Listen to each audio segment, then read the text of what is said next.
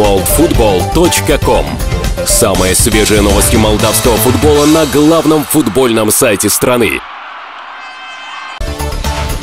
moldfootball.com. Самые свежие новости молдавского футбола на главном футбольном site страны. Sper să facem o tradiție și an de an fotbalul mare să fie la Orhei prezent, cupele europene să fie prezente.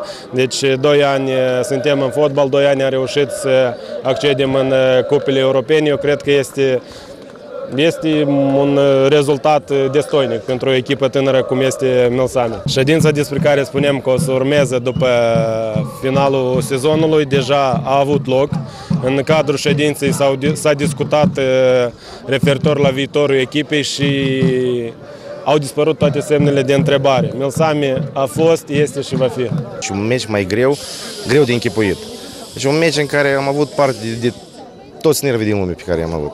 Dar important e că băieții au fost cu nervii de fier, toți cei care au executat, cu sânge rece au executat și într-un fel sau altul nu prea am avut emoții la lovituri de departajare pentru că toți au fost foarte fermi pe ei.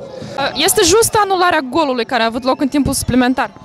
Știți, acum mi-e foarte greu să mă pronunț. Cineva din tribune mi-a spus că a văzut careva reluări, că ar fi un gol valabil. Dar astăzi, deci eu nu pot să vă spun, până nu văd imaginile clare. Dacă în imagine o să văd, știți că sunt o persoană obiectivă și o să recunosc că a fost un gol anulat greșit. Dar acum nu mă pot pronunța vis-a-vis de acest fapt. Eram în imediată apropiere a porții Rapidului, mi s-a părut o decizie corectă a arbitrului. Mai mult nu am ce comenta la capitolul arbitraj. E simplu și accesibil. Aleg cardul Bemol pentru că țin la confortul familiei mele. Vino și ia cardul tău gratis, pentru că merită pe deplin. Bemol.